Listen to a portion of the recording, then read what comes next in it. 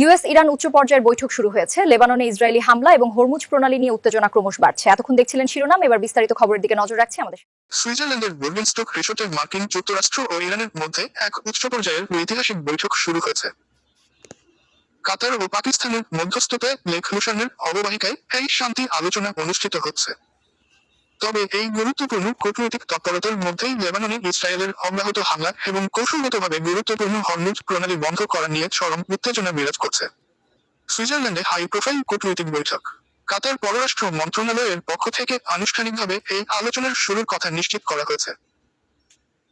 বৈঠকে মার্কিন প্রতিনিধি দলের নেতৃত্বে রয়েছেন মার্কিন vice president J D Vance, Donald ট্রাম্পের বিশেষ দূত স্টিভ উইটকফ এবং ট্রাম্পের জামাতা জ্যারেড কুশনার। অন্যদিকে ইরানের পক্ষে আলোচনার নেতৃত্ব দিচ্ছেন দেশটির পার্লামেন্ট স্পিকার মোহাম্মদ বাগের খালিবাফ এবং পররাষ্ট্রমন্ত্রী আব্বাস আরাগচি। মধ্যস্থতাকারী হিসেবে পাকিস্তানের প্রধানমন্ত্রী শাহবাজ শরীফ ও সেনাপ্রধান ফিল্ড মার্শাল আসিম মুনির এবং কাতারের প্রধানমন্ত্রী শেখ মোহাম্মদ বিন আব্দুল রহমান বিন জসিম আল থানি এই শান্তি প্রক্রিয়ায় অংশ নিচ্ছেন। লেবাননে হামলা ও যুদ্ধবিরতি লঙ্ঘন। ঐতিহাসিক এই বৈঠক চলাকালীনও লেবাননে ইসরায়েলি বাহিনীর আগ্রাসন অব্যাহত রয়েছে। তথাকথিত যুদ্ধবিরতি ঘোষণা সত্ত্বেও ইসরায়েলি হামলায় লেবাননে বহু বেসামরিক নাগরিক নিহত হয়েছেন। বিপরীতে হিজবুল্লাহ পাল্টা হামলায় গত কয়েকদিনে অন্তত 6 ইসরায়েলি সেনা নিহত এবং 20 জন আহত হয়েছে। ইরান স্পষ্ট জানিয়ে দিয়েছে যে লেবাননে ইসরায়েলি হামলা এই অন্তর্বর্তীকালীন চুক্তির চরম লঙ্ঘন। হরমুজ প্রণালী নিয়ে বিপরীতমুখী দাবি।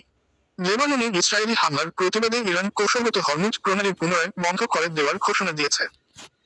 বিশ্বের মোট জ্বালানি সরবরাহের প্রায় 1/5 এই রুট দিয়ে পরিবাহিত হয়। তবে মার্কিন সামরিক বাহিনী ইরানের এই দাবি প্রত্যাখ্যান করে জানিয়েছে, জলপথটি এখনও সব ধরনের বাণিজ্যিক জাহাজের জন্য উন্মুক্ত রয়েছে।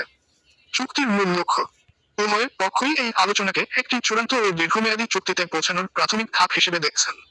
আগামী 7 দিনের এই টেকনিক্যাল আলোচনার মূল লক্ষ্য হল মার্কিন যুক্তরাষ্ট্র ও ইরানের মধ্যকার শত্রুতা নিরসন, ইরানের অপর থেকে মার্কিন নিষেধাজ্ঞা প্রত্যাহার ও অবরুদ্ধ অর্থনৈতিক সম্পদ ফিরিয়ে দেওয়া, লেবানন সহ পুরো মধ্যপ্রাচ্যে স্থায়ী শান্তি প্রতিষ্ঠা করা।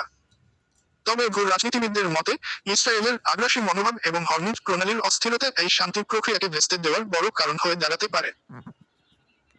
বিশ্ব নেতারা এখন তাকিয়ে আছেন সুইজারল্যান্ডের এই পাহাড়ের রিসোর্টের দিকে, যেখান থেকে নির্ধারিত হতে পারে মধ্যপ্রাচ্যের ভবিষ্যৎ ভাগ্য।